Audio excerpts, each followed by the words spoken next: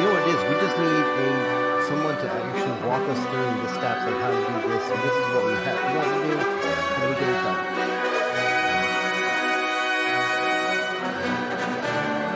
Oh, since we got some time,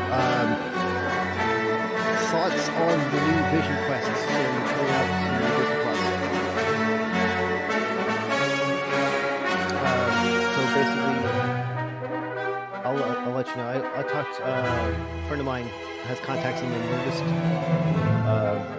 thing, and he was talking to me about it. And he said that the information they got is that it's going to start off exactly from where White Vision left in WandaVision.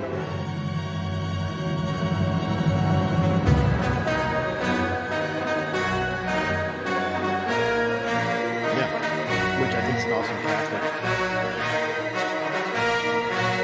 Yes, it is different.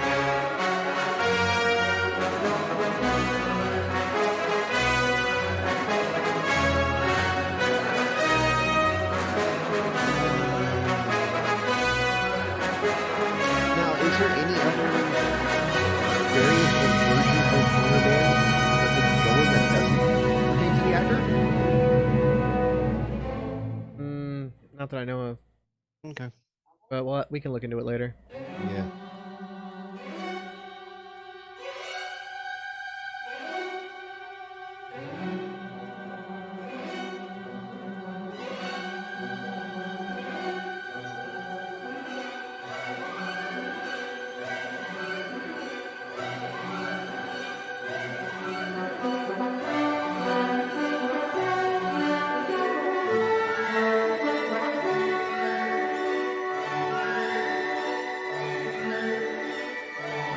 Reading.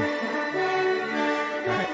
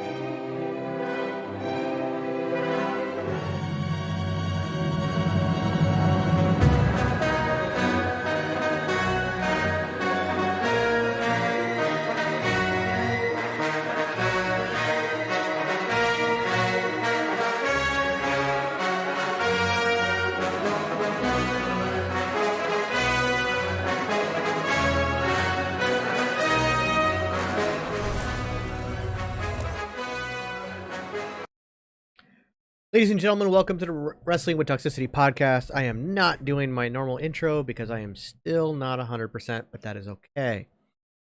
We will be fine with it as it is. I am your host, SuperBeard Vince Hoover, joined by my very own brother, SuperBro Jason Hoover, and we are going to talk about some of the latest news when it comes to wrestling. Now, you read the title of the podcast and the description.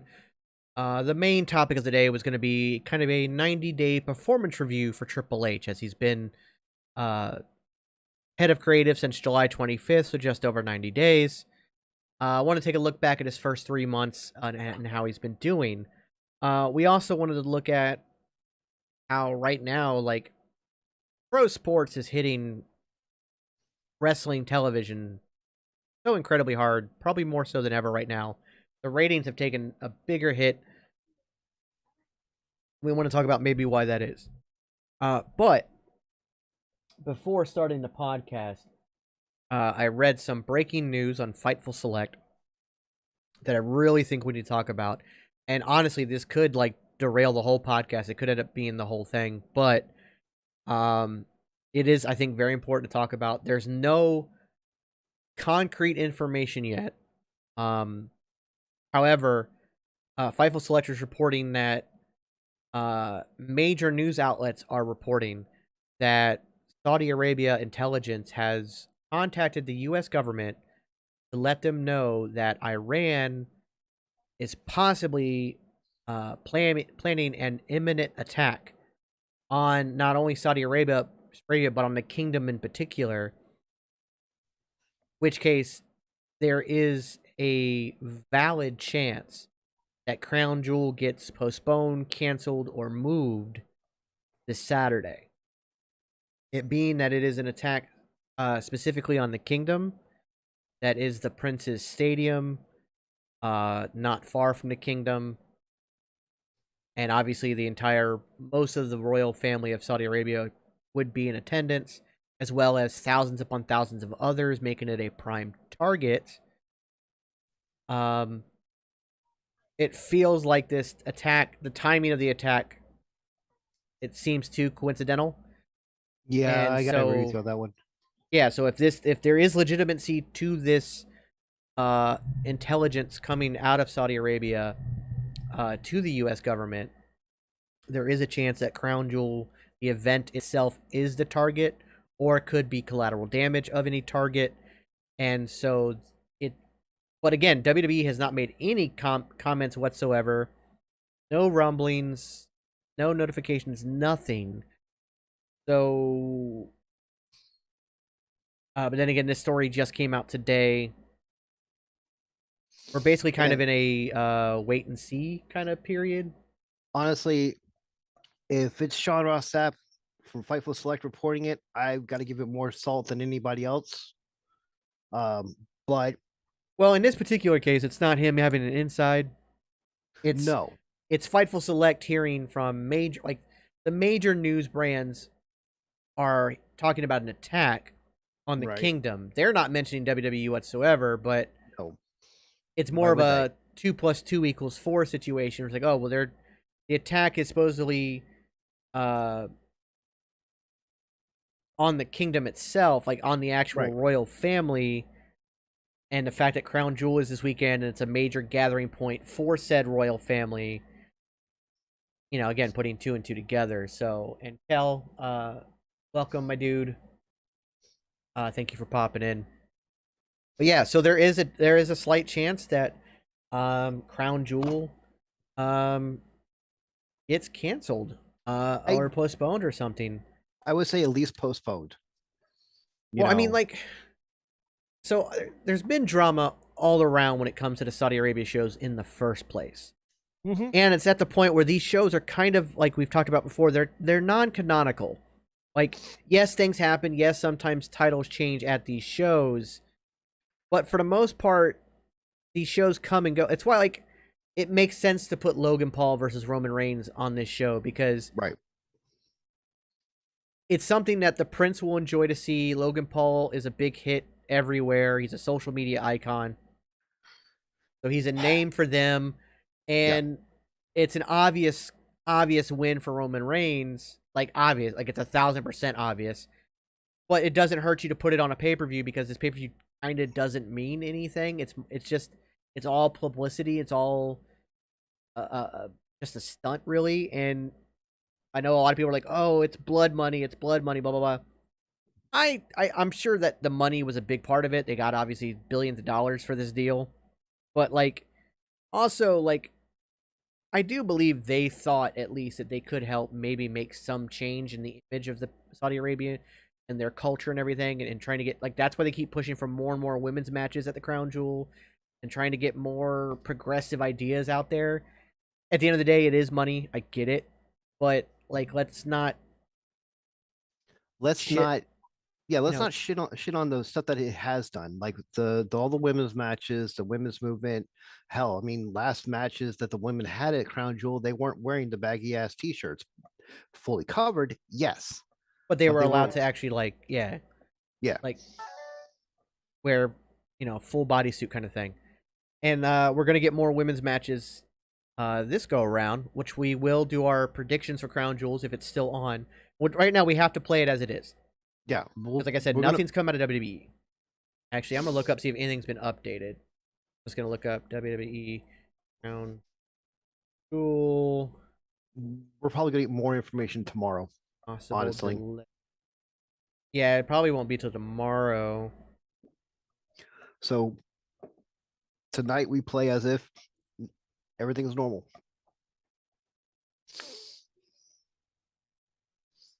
Let's see.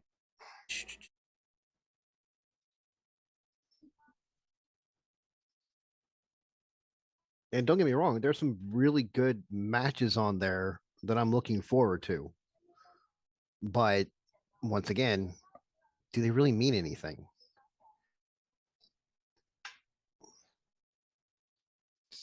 Yeah, again, I'm not seeing anything new. Okay. Uh,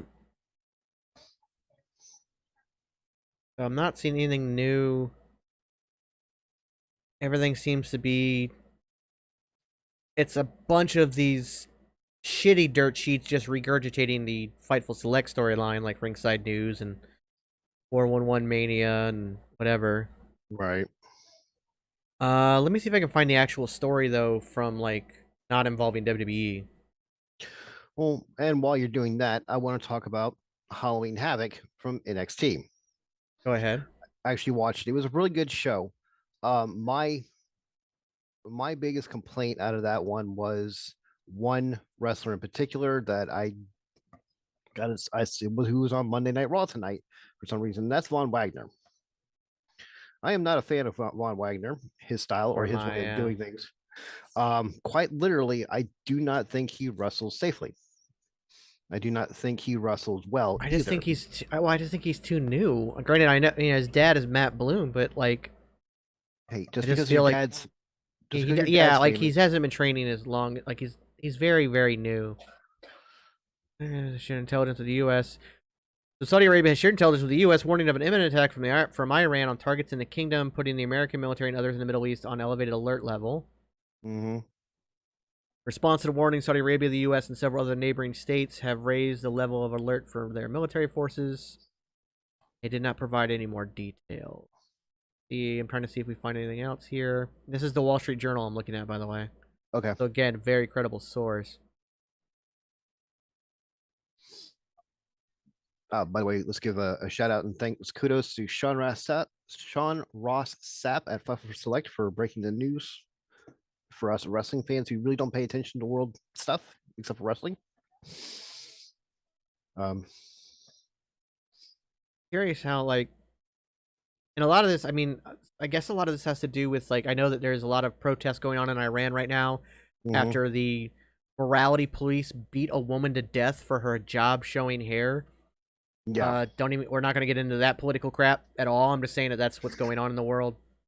But apparently, yes, Saudi Arabia is the more progressive of the countries, and Iran doesn't like it. I don't know. In skimming over that story, it feels like a credible threat, although there's no timeline on said threat. But the military is ramping up. I don't know if I have any friends still in service who are currently deployed. Maybe I'll have to double check. But it does seem that they're ramping up, just in case. But it doesn't say. Obviously, they can't. Obviously, Yeah. even if they had the information, they can't release it for obvious security reasons. Because the second they say, "Okay, well, this is where the attack is going to happen," the military goes and preps there. Either they move the attack or they attack even harder, right at the soldiers. So Right. So, I mean, yeah, it's understandable. We don't have that much information, but what information we do have, it's giving us concern, and not just for the wrestling, but for the human lives that are over there. yeah, exactly. So hopefully, thoughts and prayers, or whatever you believe in, whatever you believe in, whatever's going on.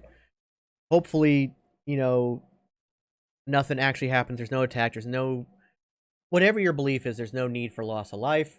Right. Hopefully gets situated and resolved, or even turns out to be nothing, which that happens too. Like, and that's the thing. A lot of times it happens where false stories are put out on purpose by an opposing foe to make you prep and get all ready. Kind of like the the boy who cried wolf situation. because they assume that eventually you'll be like, oh well, they've all been lies so far, so why should we take this one seriously? And then boom, that one's the real one. Yeah. Regardless, we don't know what's going on. We don't have a lot of details. WWE has not made any kind of comment yet, so hopefully, hopefully the show goes on, but more so, hopefully, if there is an attack and could be stopped before anybody's actually hurt, it could be foiled before we lose any innocent lives. Yep. So we'll keep that in mind, but we will, as of right now, the show must go on. We will do at the end of the podcast, we will do our predictions for Crown Jewel, and we will see how it goes. Kel's already thrown it out there. I would probably say the only match that has really any significance would be the last woman standing match between Bianca and Bayley. That's huge for multiple reasons. Oh yeah. It is not. I don't think it's the first last woman standing match on a pay-per-view. I think it is. Sasha and Bayley had that was an Iron Woman match. That was an Iron Woman match. It wasn't a last woman standing match. I don't even remember when is it the first ever last woman standing match? It might be. It might be, but the fact that we're having it in Saudi Arabia and it could co-main event. I'm 99% sure Roman Reigns and Logan Paul close out the night.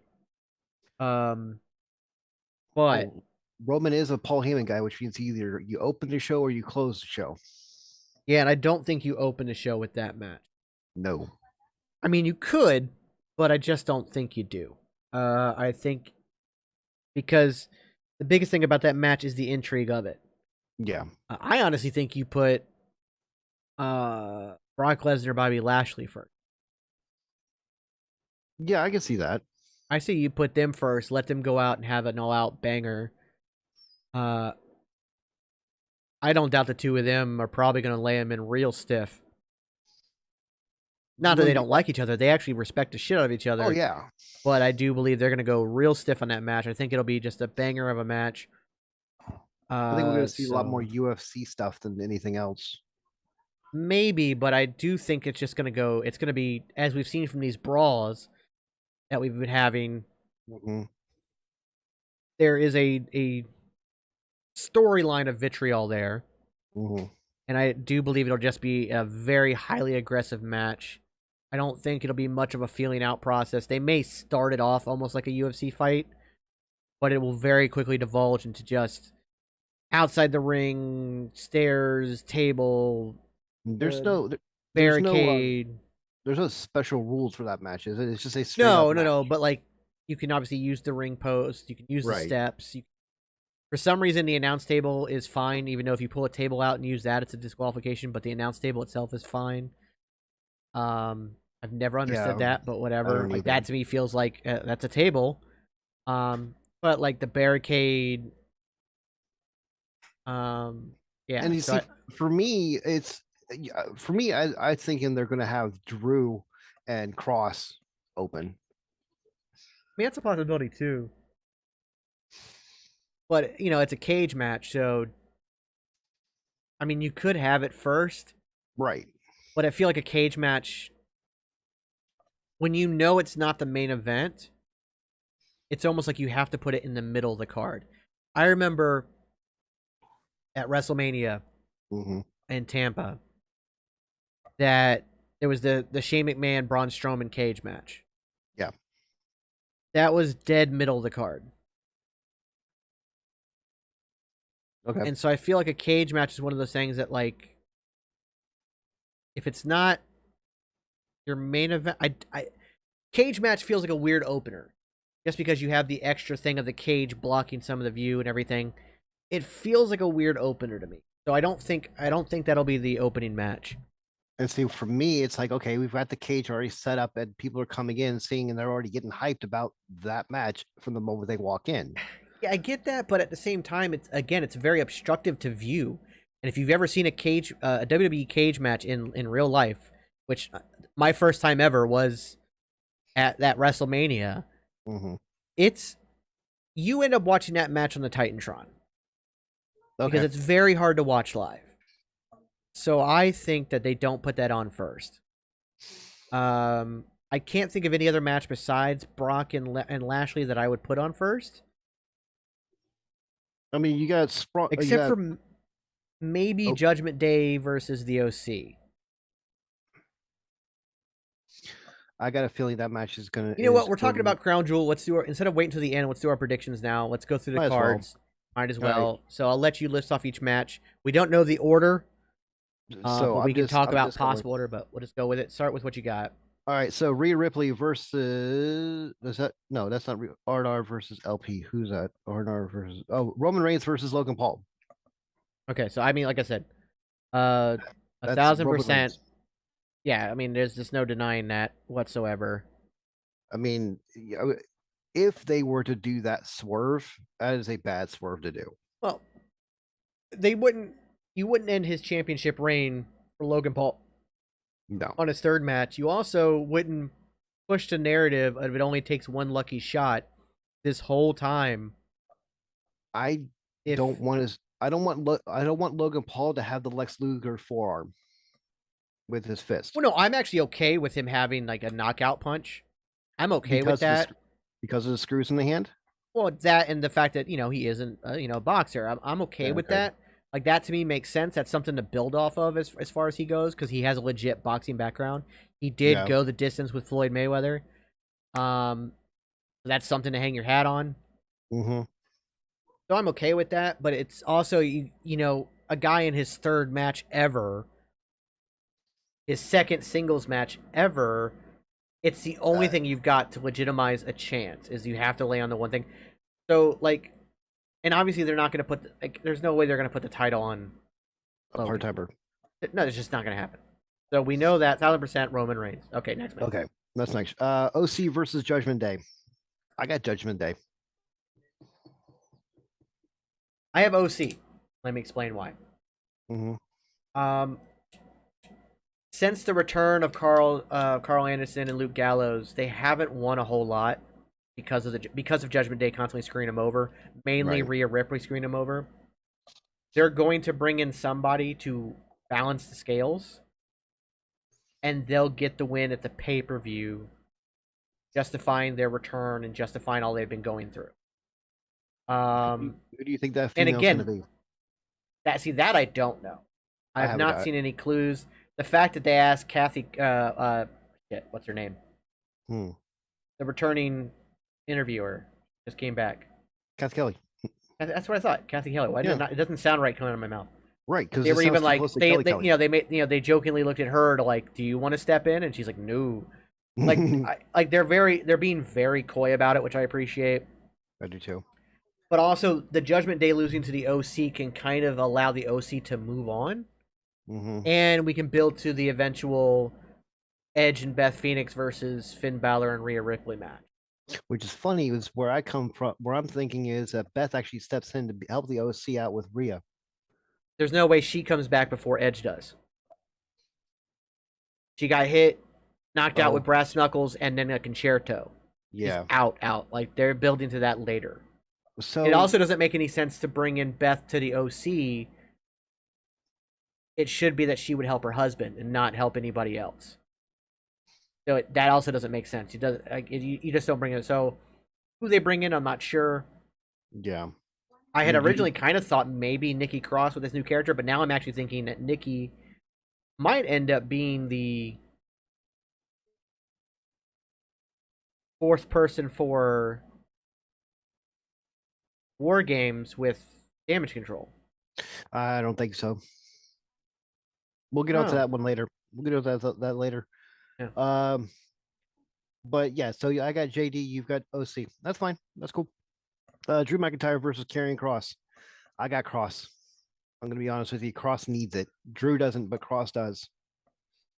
Yeah, this is a weird one because Kross kind of needs it, but at the same time,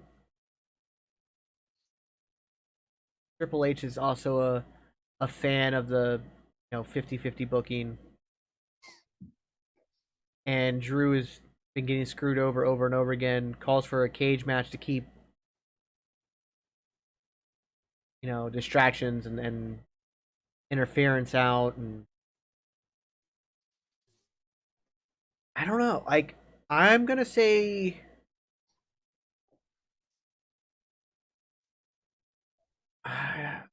have to go Drew on this one. It just doesn't. Yeah, like I don't know. This is a hard one because like if Drew loses, I know he doesn't technically need it, but at the same time, it sends him way down the list. And I know that Karrion Kross has been kind of teasing that, he'll be going after the championship next, and then we'll see a real supervillain, blah, blah, blah. But I don't know. This is yeah. I mean, I can see your side of it. Drew does need something to stand on. He does need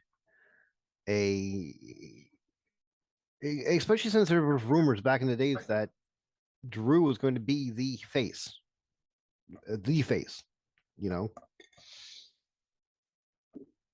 Yeah, I mean,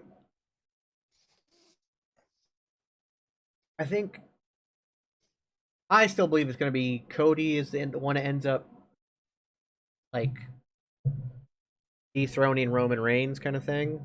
I completely agree with you on that one. It just So like even with that, Drew being the face of the company doesn't need the belt. I mean, look at Cena. I get that. Like here's my other concern is if you start pushing Cross towards a championship match, you're going to inevitably turn Roman Reigns face, and it's not good for what they want to do long term. Because he's already close to face as it is, the crowd is so behind him, and then the Sami Zayn stuff, which is, by the way, the greatest thing in professional wrestling today by far. Like nothing's even close. Completely agree. Nothing's even close to what Sami Zayn. Like that fact that he is also at this point, I feel like Sami Zayn is purposely trying to make everyone break. Yeah, because that he's not feeling very Usi line, and Jimmy and Roman could not keep it together. That was brilliant stuff. Fire. Yeah, now it's a thing. Like, so I think eventually that builds to possibly a Okay, so this is fantasy booking way down the line. Yeah, Sammy stops the Usos from interfering in the Cody Rhodes Roman Reigns match. Cody wins. Sammy gets turned on. Sammy versus Roman storyline. Before Roman goes back to the championship or something. And in the meantime, Karrion Kross goes after Cody Rhodes. Decent fantasy booking. I mean, look. Sami Zayn is doing such a good job that they quite literally ended a storyline with him and Kevin Owens. I don't think so.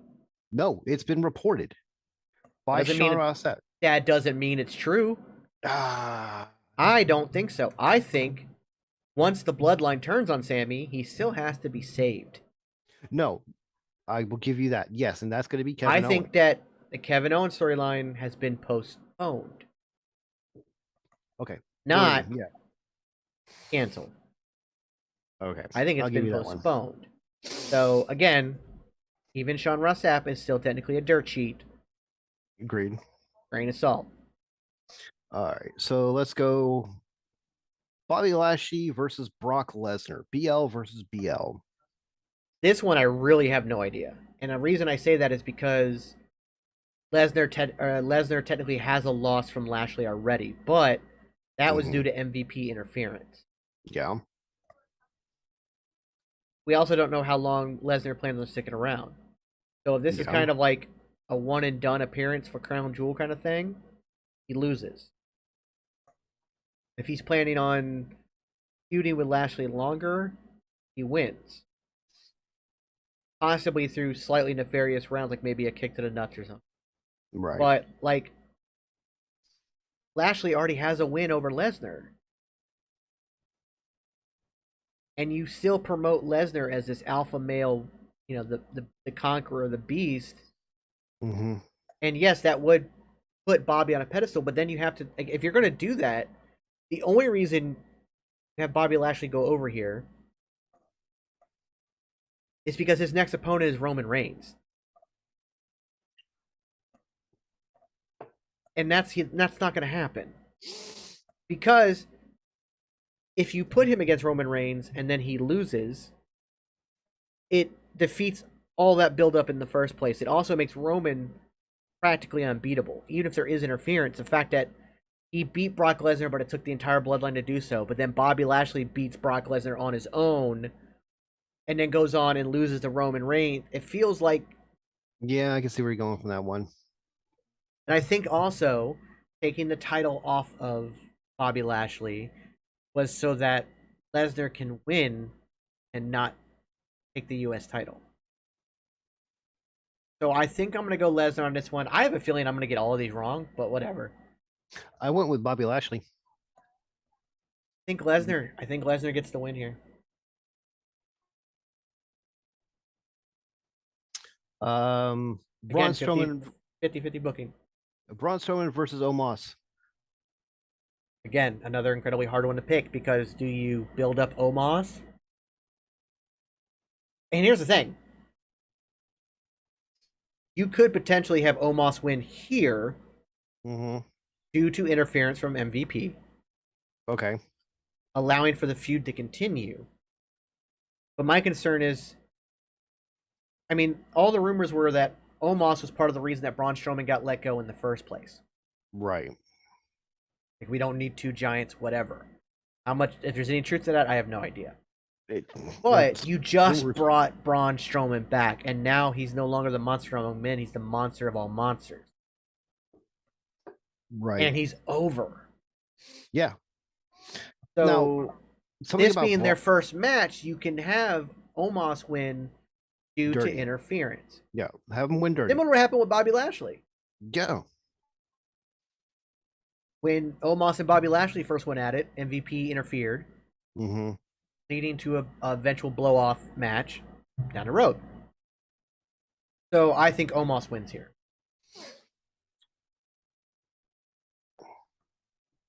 But it's due to interference. Right, so he wins dirty. I mean, I can see your side of it. Just because I don't think, again, you don't one and done this story. You also, if Omos loses, it completely buries him. He just loses straight up. He's got to get a win, maybe even 2 wins over Braun before Braun conquers him. Similar to what happened with Bobby Lashley. Yeah. I would almost say you carbon copy that storyline in a sense. But I think that this first one has to go to Omos. Because if not, if Omos loses, then you might as well send him back to NXT or release him altogether.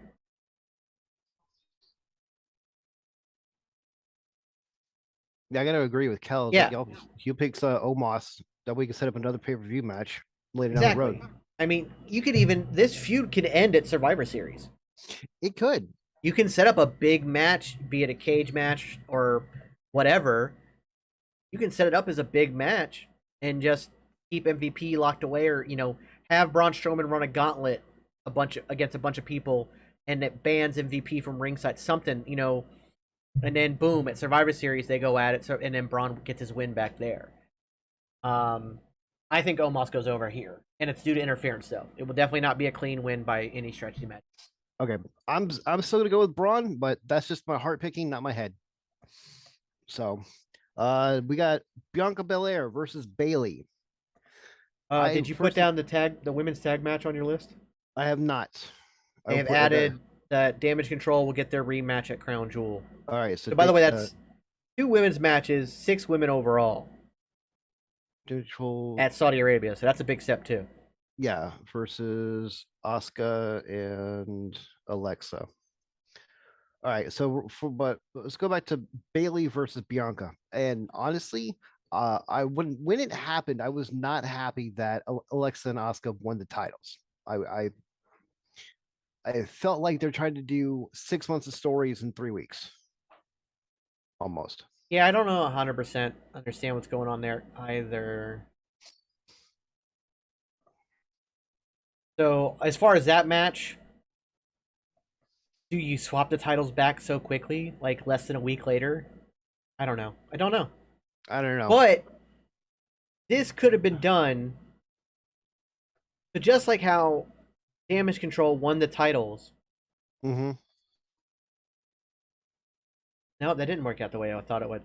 Mm. I mean, this could be that Damage Control wins them back at Crown Jewel because Bayley's not going to win. I think Bayley is going to win. Well, here's my thought. And again, this I don't know because, like I said, the storyline's been very weird with the tag titles. Damage Control wins them back, but then Bailey is unsuccessful once again. And we've already seen them kind of sowing the seeds about her kind of being the weak link, even though she's the veteran, the WWE veteran Right. in the group. So maybe they're caught off guard by the returning Alexa Bliss and Asuka lose. They win them back at Crown Jewel when they're more prepared, but then Bailey, who's had all kinds of time to prepare, still loses. Even like obviously Damage Control comes out again. Maybe Alexa Bliss and Asuka come out to stop them from going out there.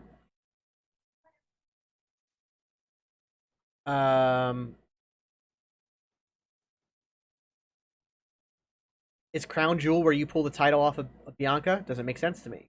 It Again, doesn't make sense to me either. It's a fairly non-canonical pay-per-view. I mean, and the next pay-per-view is what, Survivor Series? Yeah. See, I would 4 do that. days. Yeah.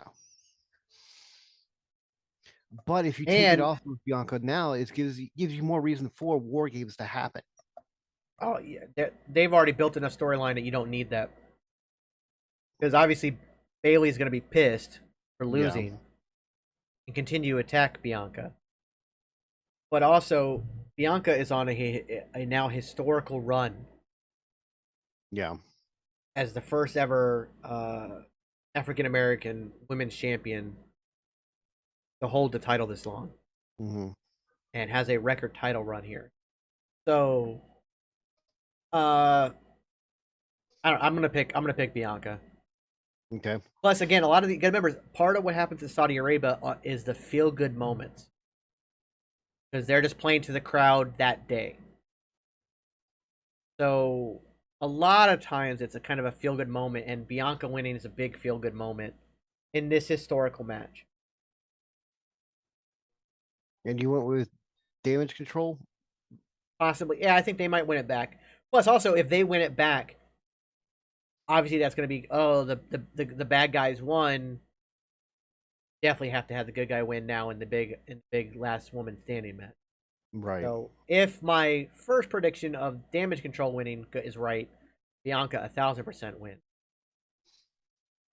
And Usos versus Brawling Brutes is the last match. Those. Yeah.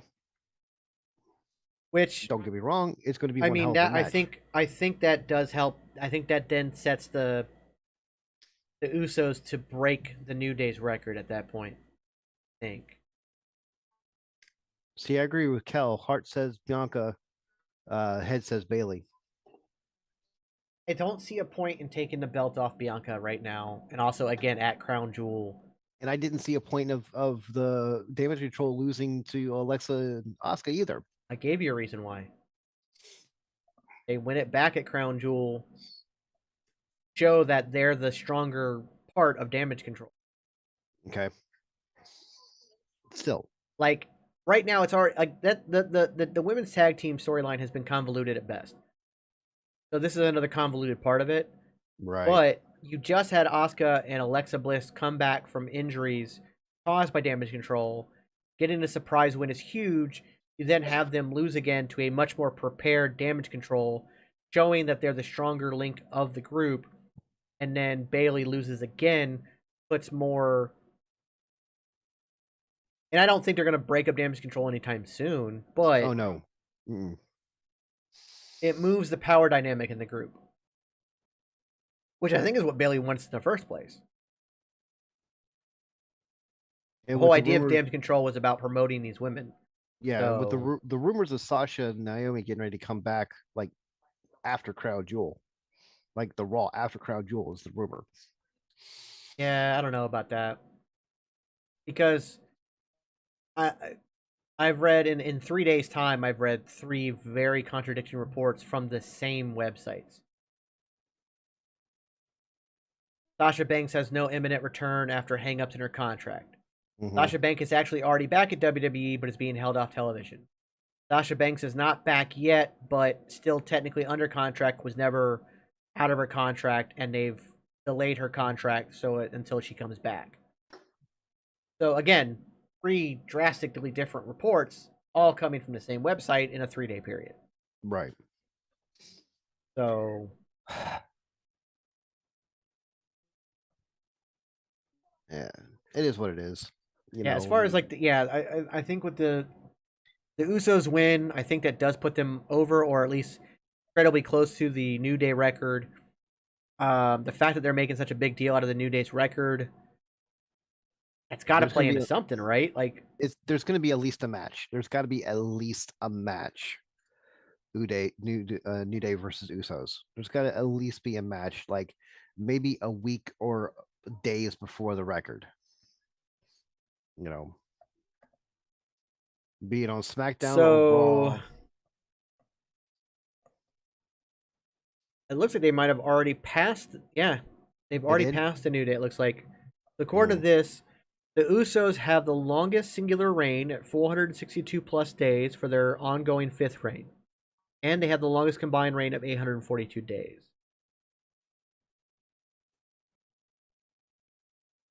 So the ball might have been dropped on the story. Okay.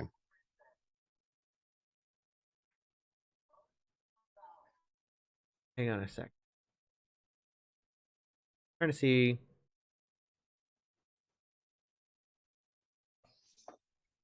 Because I know Woods. I gotta see when is the.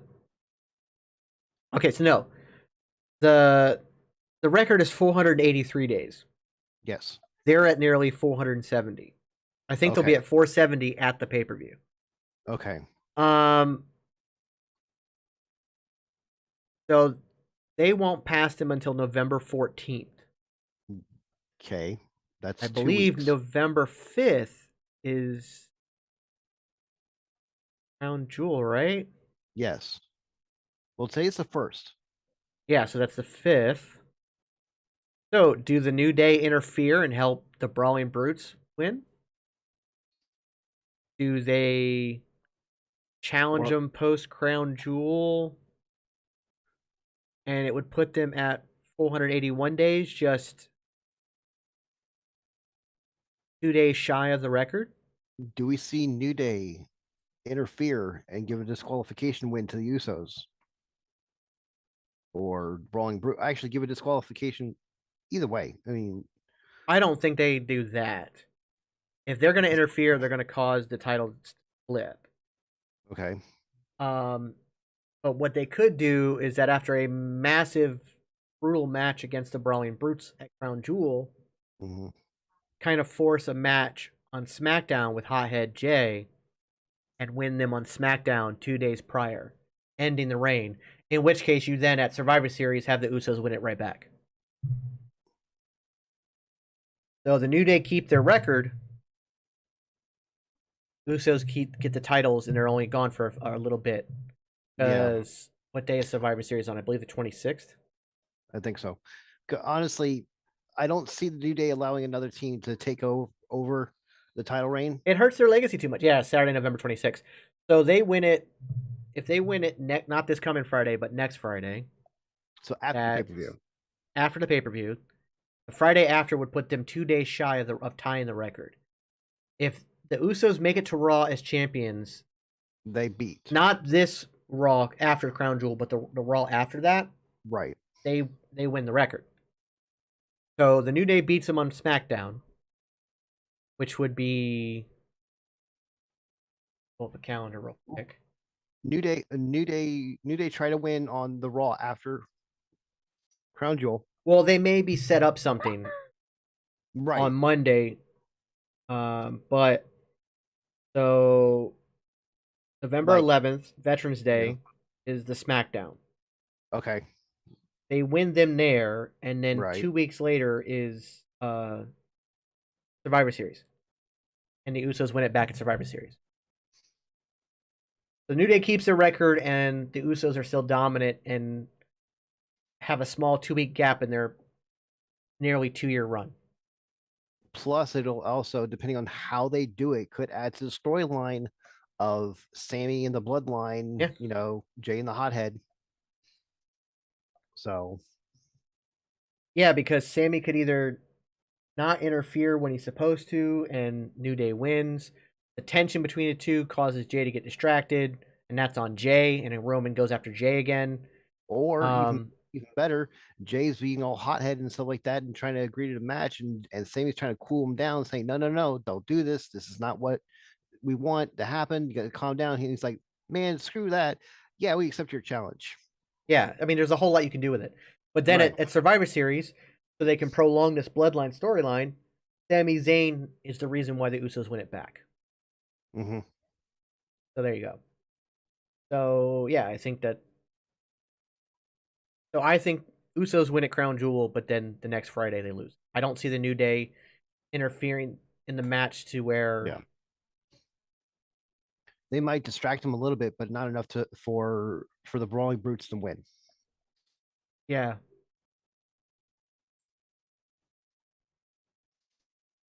Yeah. Oh, yeah. So And no, that is the lineup, right? that's as with you adding that last tag team match, that is the whole lineup, and that is this is a 3 hour show, 4 hour show. I think it's only a 3-hour show, but it might be 4. So, all right, I want to talk about something real fast. I remember when we were growing up, pay-per-views had the pre-show where you had one, maybe two, if you're lucky, matches on the pre-show to get you interested in the pay-per-view and stuff like that. Yeah. I miss those days.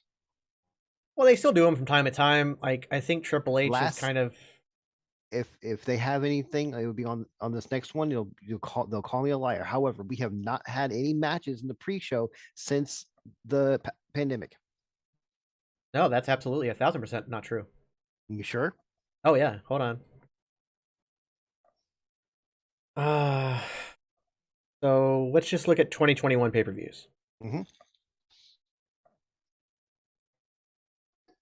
WWE. All right. Let's look at match cards for 2021. How to scroll down. So let's look at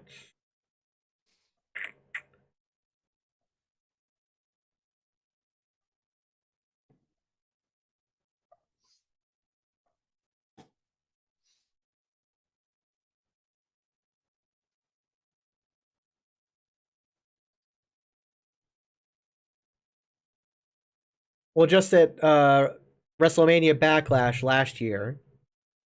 Okay. Sheamus, the United States champion, faced Ricochet in a non-title match.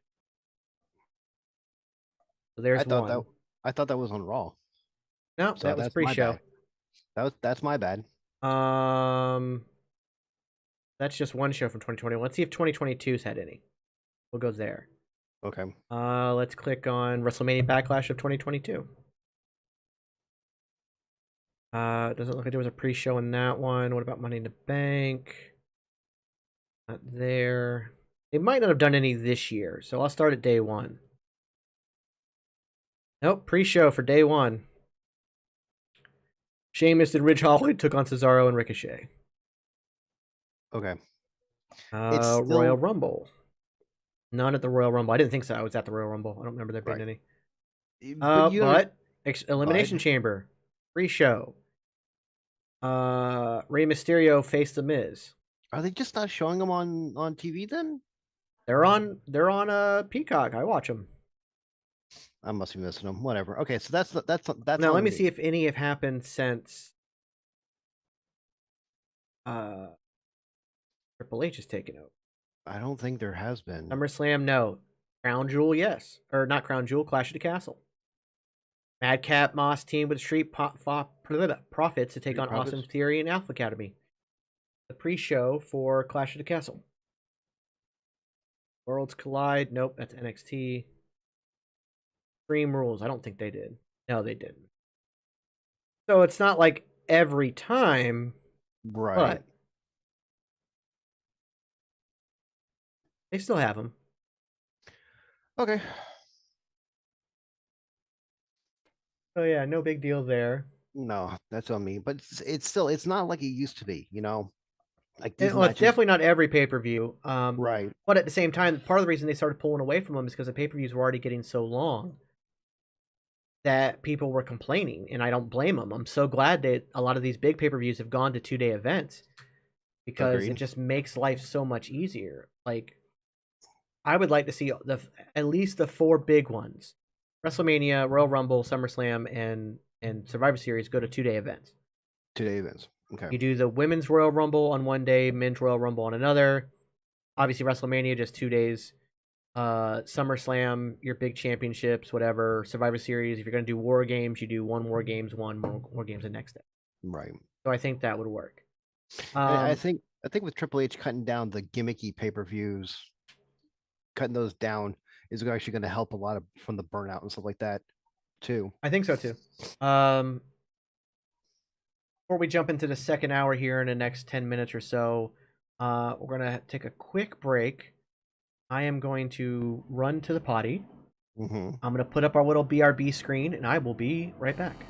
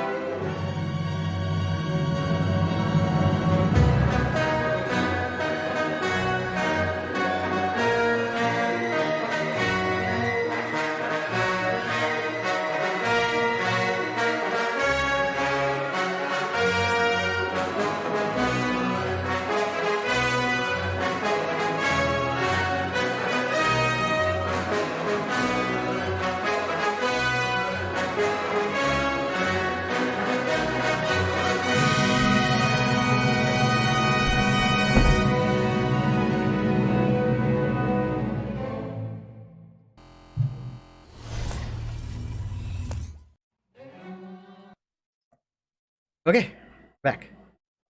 Back. Yeah, and as we come back, I forgot to thank the sponsor of our show at the beginning of the broadcast. Well, I'll do it now. Thanks to Rootless Coffee. Go to rootlesscoffee.com. Get all the best coffee in the world, a lot of it wrestling based.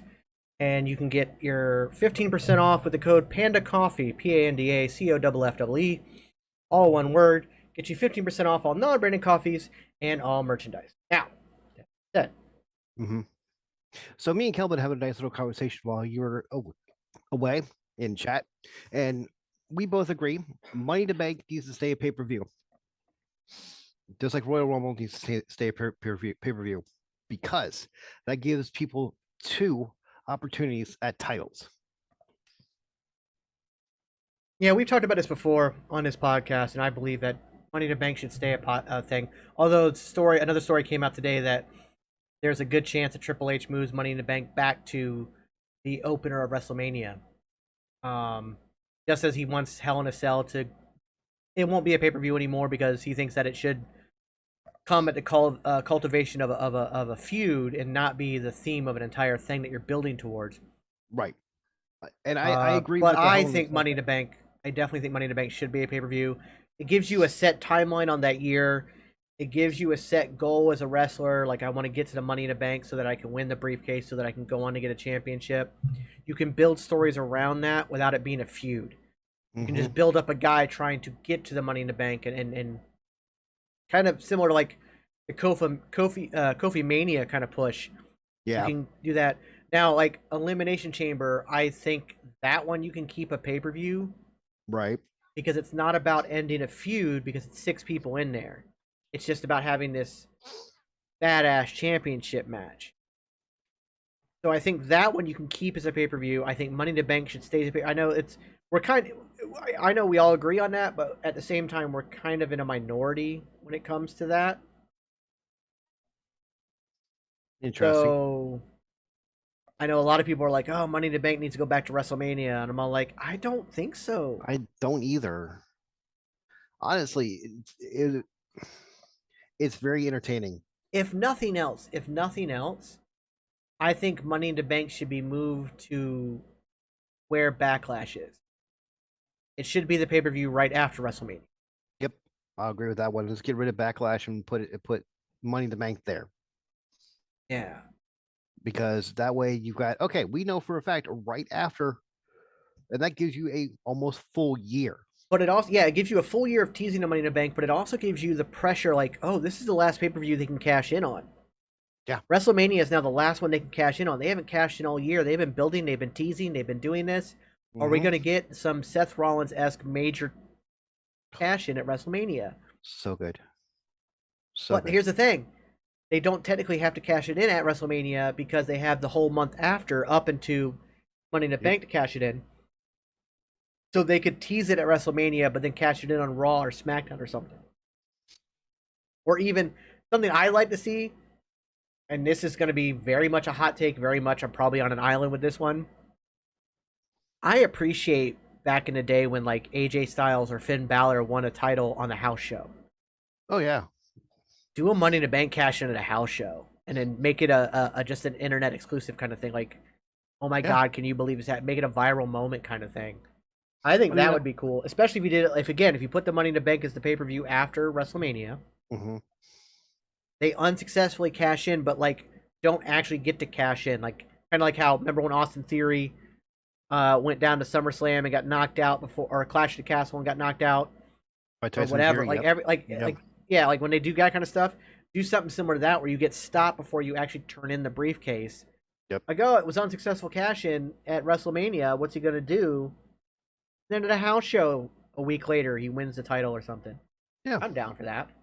That'd be amazing. And then think about this: imagine all those fans that are sitting at that house show, going, "Holy crap! This is something they know special before, for me." They also, and they know before anybody else. Yeah. Because I'm gonna tell you one thing right now. I have not been to every arena in this country. I've not even been close. I've barely put a drop in the bucket. But I've been to quite a few. I have been to nearly every stadium in the state of Florida. I have been to several all along the East Coast. I have been to a few out west. I've been to a few in the Midwest. None of them, and I mean none of them, have good cell reception. So nobody's gonna live broadcast this happening. They may video record it and then when they get home post it. Mm-hmm. But I think they're gonna get to they're gonna get to know before anybody else. Yep. I think except for TikTok, maybe somebody maybe like twittering the results. Yep. Maybe that'll go through. A tweet will go through. I've seen that. But I mean, probably the quickest thing you're going to get is a TikTok right after the show's over that they're outside. I doubt it. I tried doing TikToks at Royal Rumble, and by the time a video would load, a 15-second clip would load, I'm 2 matches later. Wow. Like, it is not happening. And that was at St. Louis's biggest arena. Wow. Okay. Yeah, and I was, so no, it just, trust me when I say it, TikTok is not loading. TikTok actually loads worse than any other. I could probably load a YouTube faster than I can load a TikTok in the damn arena. That's an exaggeration, probably not. But I know like an Instagram reel or a video on Twitter would load faster than a TikTok for damn. But yeah, I mean, like, I think a house show caching would be kind of cool. But yeah, I think Money to Bank needs to be its own pay-per-view. Right, and then think about it, all these rumors and stuff like that, and then on Monday Night Raw, the following day, Austin Theory could walk out with the belts. Yeah. Imagine the crowd. Oh, rumors. No one's got any proof except for these, like, TikToks, which could have been, oh. And then you had, and see, this is the thing, way back in the days when we were kids, there was no TikTok or YouTube or any of this stuff. So we saw it live on TV when it happened, or when we were at a show.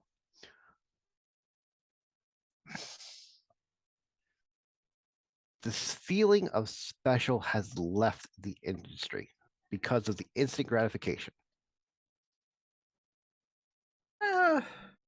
I don't necessarily agree with that wholeheartedly. It has somewhat faded because, again, you can watch everything, thanks to social media. Even the companies themselves, they post the videos. I mean, like, I was not watching SmackDown live. I was recording it, was planning on going back and watching it before 9 o'clock. WWE on Fox, their Twitter, had already posted the video of Sami Zayn basically getting Roman Reigns and Jimmy Uso to break.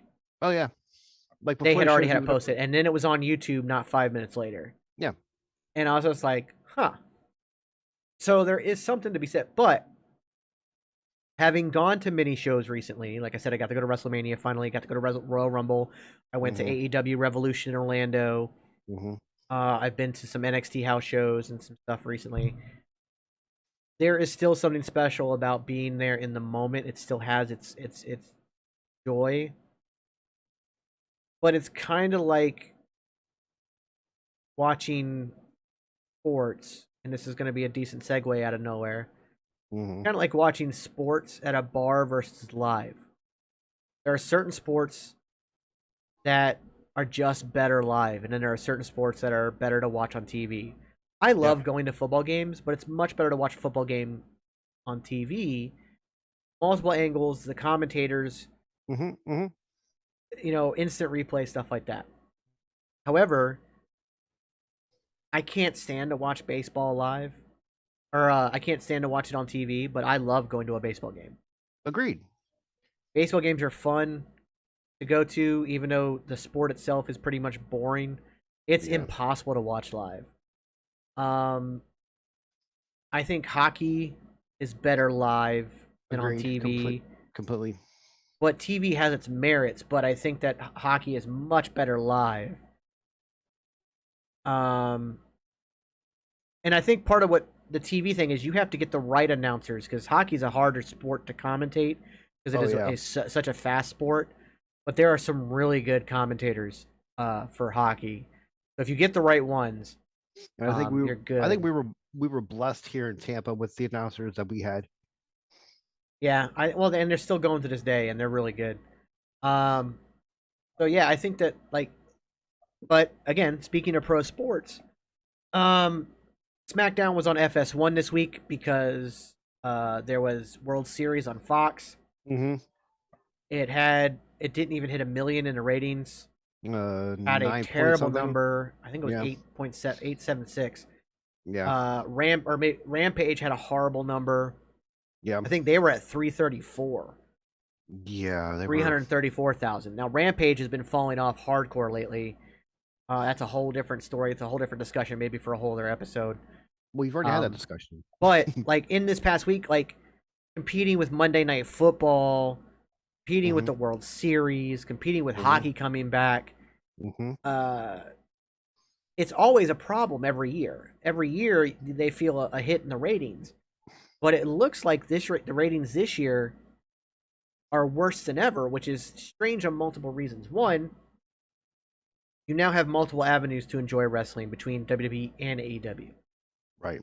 Two, we're in the Triple H era, which is got tons of people excited to come back to WWE.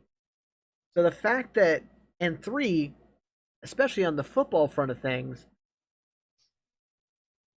these primetimes games have been trash, man. Oh no, I agree with that. They have not been good. This season overall for the NFL has not been a very exciting season. Besides the fact you have some teams that have been bad for over a decade suddenly good. Like the Giants and the Eagles are like destroying. And even the Jets are good. Like it's crazy out there right now. But like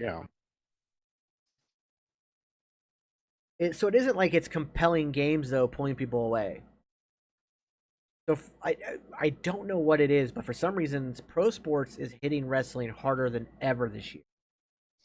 Then it has, and you would think that like go back to 2020 and 2021, back when COVID first hit, you couldn't go to a game, so the only option was to watch it live.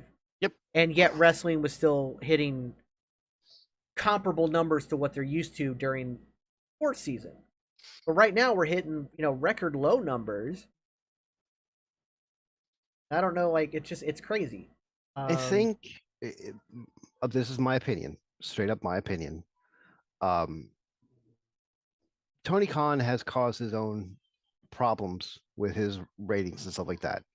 The incongruent storylines, the not listening to the fans, blah blah blah, and the whole Phil Brooks situation has not helped at all. No. WWE, on the other hand, is currently coming out of a toxic relationship with their fans. I mean, the fans in the WWE's toxic relationship, and a lot of Stockholm syndrome type stuff is trying to be worked through with Triple H. Yeah, but that's what I'm saying. Like that's what doesn't make sense to me, because 2 years ago people were all still on the Vince McMahon is the devil train and he's the worst thing to wrestling and he's ruined wrestling forever. Right. And AEW was just getting started and it was the hottest thing out there, and yet WWE's numbers were not falling that far. Now here we are in a new era where people are like actually have hope again for WWE. And I mean AEW is falling off a little bit. They're having some issues, and I don't think it's not that they're listening to fans. I think they're actually listening too much to fans because fans are fickle, and also fans can't agree on anything. So when you listen to the fans, you're only hearing some of them. So I think AEW's problem is they're listening too much to the fans, and like I said, they also try to book through the dirt sheets. And so like, and Tony Khan's more worried about dream matches than he is story. Right. And that's booking for fans, but that's not booking correctly. But that being said, you would think WWE would be hitting record numbers for pro sports season. I'm not saying record numbers in total.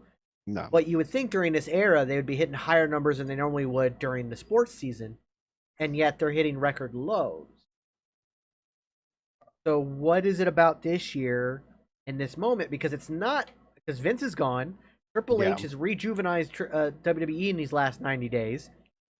AEW is still hot. Granted, marred with lots of controversy, but that, sometimes negative press still garners you press. So that still gets eyes on your product.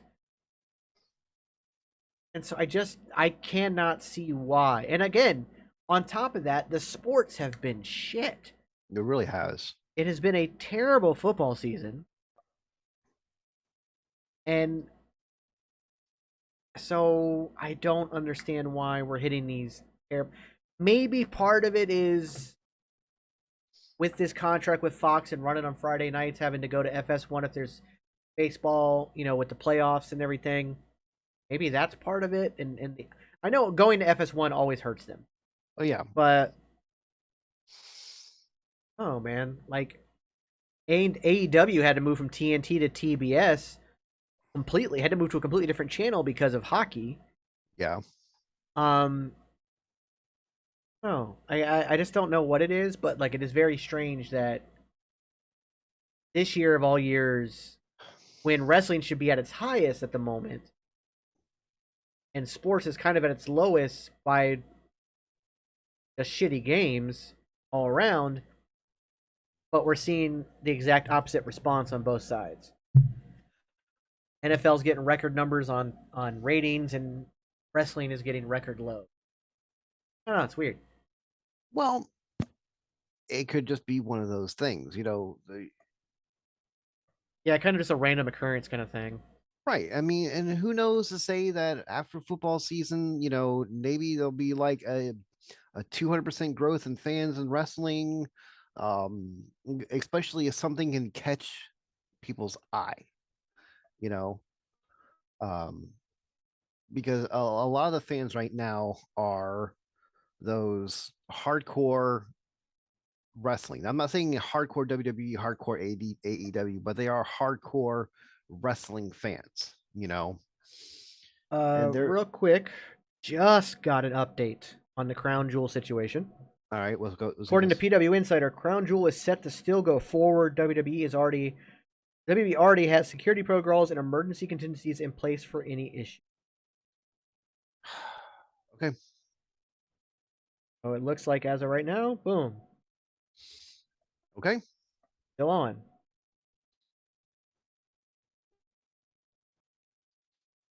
Let's see if I see any other news real quick on it.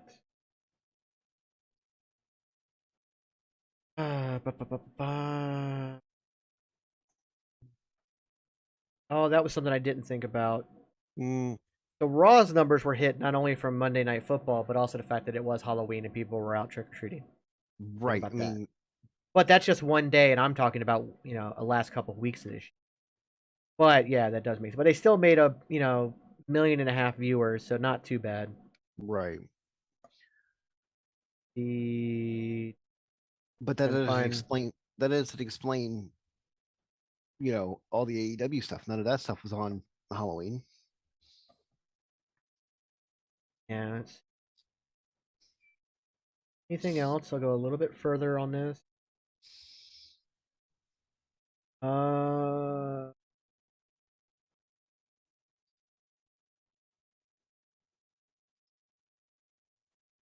Oh, looks like we're good. Okay.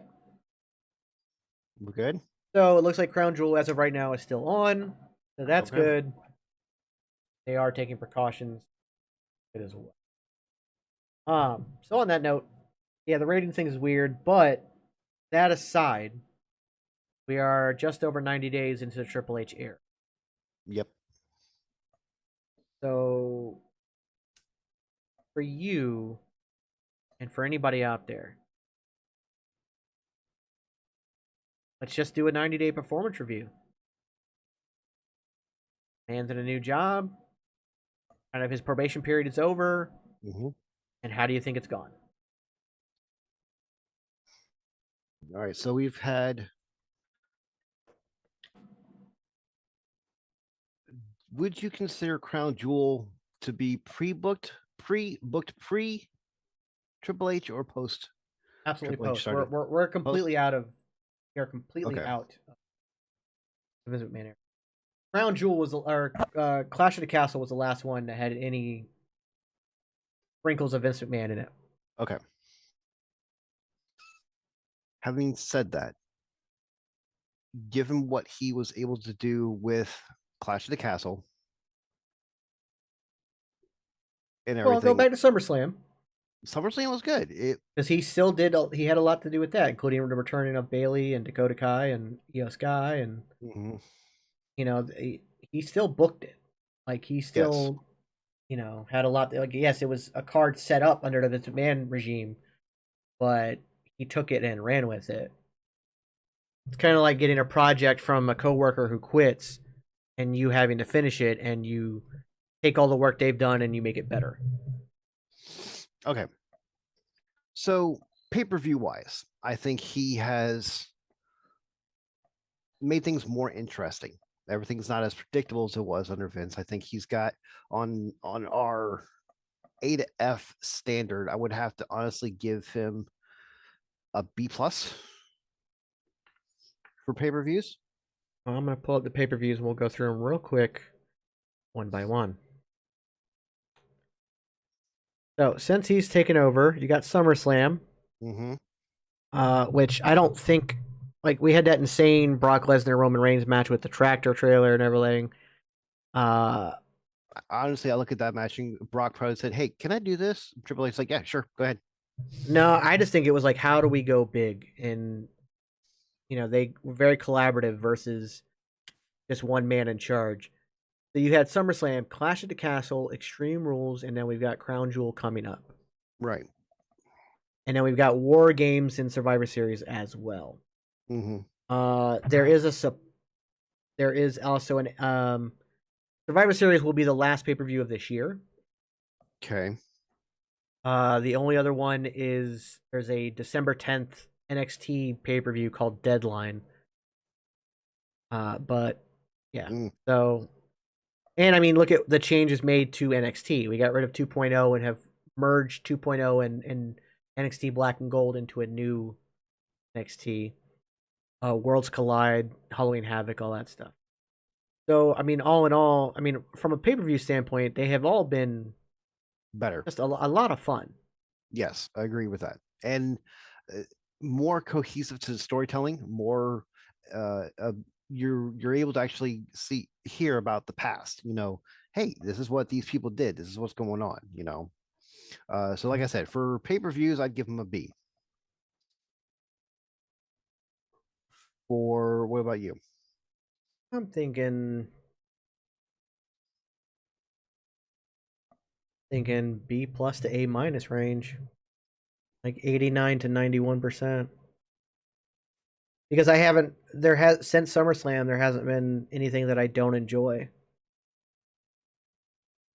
So, like, we looked at like Extreme Rules and we talked about like how the Liv Morgan Ronda Rousey match just didn't really work. For some reason, they don't have chemistry. But they also took that and have turned it into a storyline of Liv kind of like losing her grip on her sanity and kind of going nuts, and has built into that. So that is more. I don't care how good of a booker you are, and I don't care how good the wrestler you are. There are very few wrestlers that can go out there and wrestle anybody, regardless of chemistry.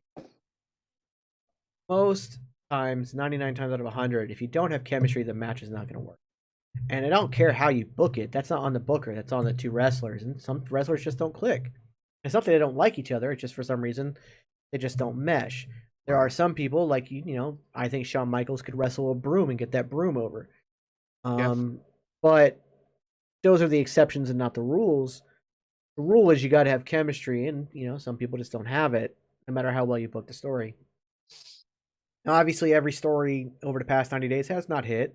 I have felt that the Dexter Lumis Miz storyline has dragged on a little too much. However, we got some change in that on Monday. Like that, yeah, the course correction there has been great.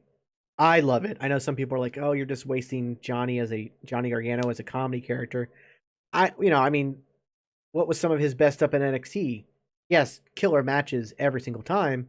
But his stuff in the way, with Austin Theory and his wife and Indy Hartwell and all that stuff, and the Dexter Lumis stuff there, that was brilliant stuff. Yeah. And the thing is, even as a heel, he was still comical, but he was a comical heel that he knew when to be serious and when not to be serious. Exactly. Johnny is your exception once again, not your rule. So I think that overall, like, there's been some stories like, you know, you're never gonna bat 1,000. Mm-mm.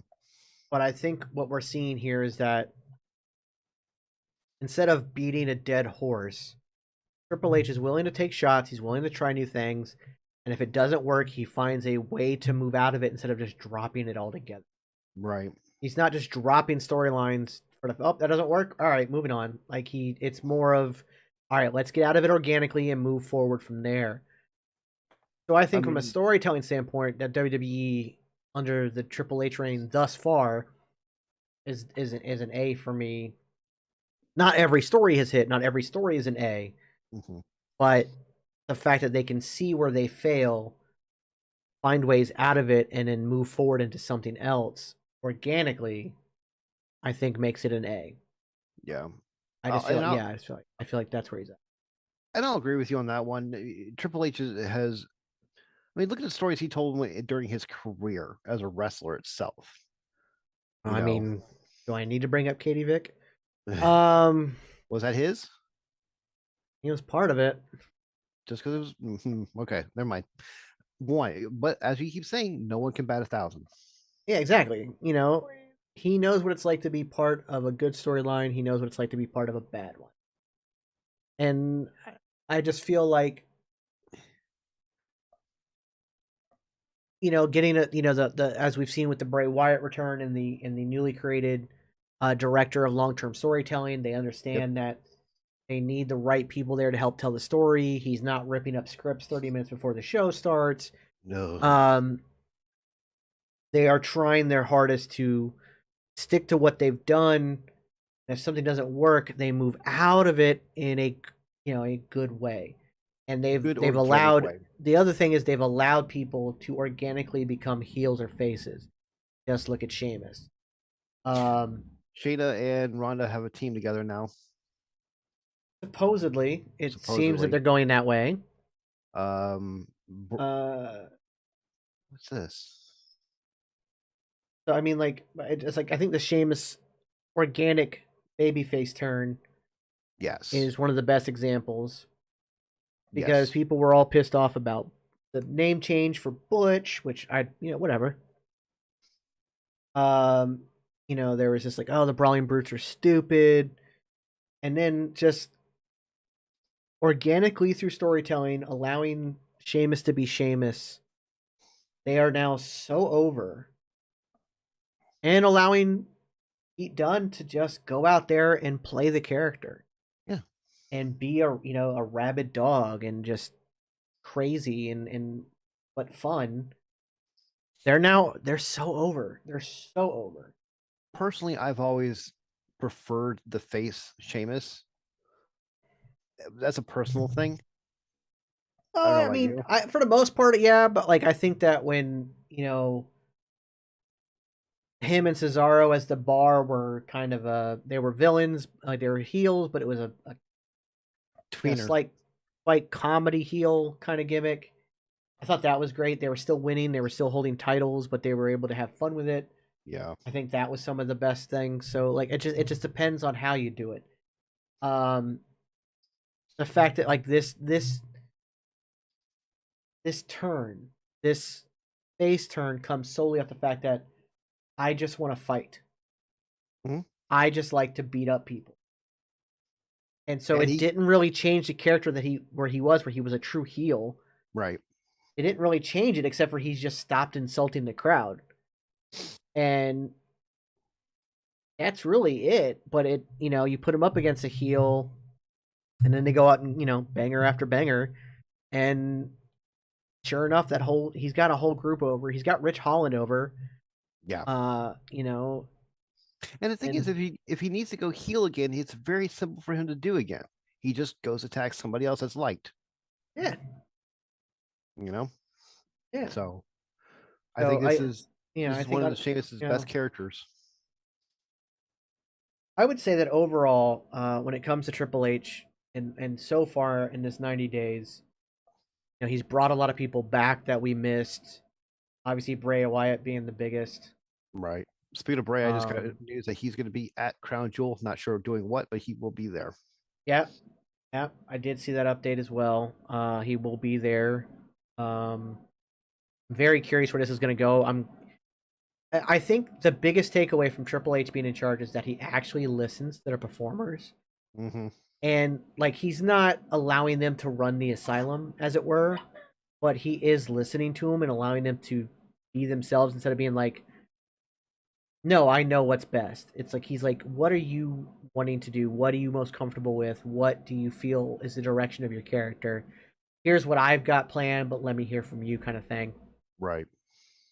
And we're seeing it again with Bray Wyatt. We're getting an incredible version of Bray Wyatt right now. Just absolutely incredible. I really want to know where this goes. It has me intrigued. Yeah, all the speculation we had on the podcast and all the our friends have had about the Wyatt Six and what's going on and it seems like we're nowhere near where it should be. This whole Uncle Howdy thing is very strange. Might be Bo Dallas. Yeah, I don't know.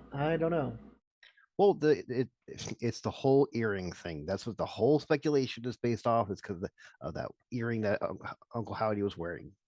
Yeah, but I mean, like, but the voice to me was very Bray Wyatt, so I don't know.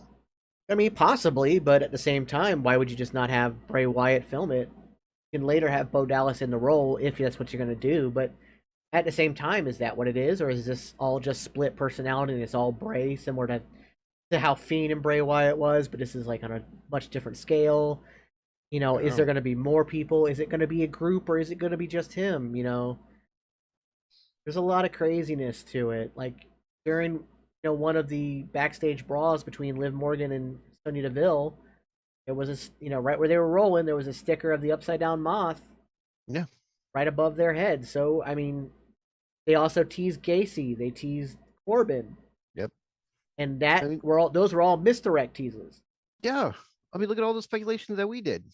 Yeah. So it's very intriguing where it's going to go. So I look forward to seeing what's going to happen. I think it's pretty crazy. I just feel like right now Triple H is on, and obviously he's not going to get everything right. He's going to have some problems. There's going to be certain things he does that people are going to hate him for. Right. Sure, we'll get the Vince McMahon comparisons. And also people need to realize that, he is still old school and he is still of that, growing up in the Vince McMahon era. Mm-hmm. So he is going to do some things, not changing everything 100%. He is still going to do some things. We've seen a lot of distraction finishes, roll-ups. Yeah. Stuff that some people bitch about. But the difference being that these distractions make sense to the story. Oh, yeah. So I think that's key. They make more sense than a lot of distractions during the Vince era. Oh, for sure. Honestly, this is the first 90 days for Triple H. Now we go to the 1 year mark, the 3 year mark, and the 5 year mark. Let's see what he's like then. Well, I'll revisit it. We'll revisit it 6 months. Okay. I also think after WrestleMania, we got to take a look at it, because that's going to be like the biggest test of all. The first ever WrestleMania without Vince McMahon in charge. Yeah, I mean, it's going to be huge. So every day here on out is the first this day without. Yeah, but I mean, WrestleMania is the end all be all. Oh yeah, it is their Super Bowl. Yeah. So, it'll be a really big deal, and we'll see how it goes from there. And then we go the year mark. DJ Mo Beats asks, "Oh snap, are you twins?" No, he's actually 4 years older than me. Yeah. But I appreciate you making me feel old. Thanks for that. Thanks, and thanks for making me feel young. No, it's okay. I'm just kidding. But yeah, no, he's my older brother. Yeah. But thanks for popping in the chat, DJ Mo Beats. Appreciate that. If you could hit that follow button, I'd appreciate it. Also, I never did this earlier. Probably should do. I'll do it at the end. Yeah. Well, we are brothers. Yeah. He's just my older brother. Yes. DJ Mo Beats, thank you for the follow. You get a dancing penguin, my friend. Which we love that. So, yeah. there's just a whole lot there. Um, I'm, the I, thing I, is,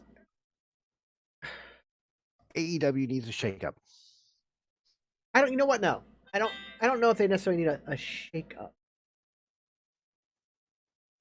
I just think they're already at a shake up right now. Technically, Right. they had a lot of shit go down after All Out. They had a lot of stuff Mm-hmm. happen. They've Mm-hmm. lost their flagship guy. Phil Brooks is gone. CM Punk is done.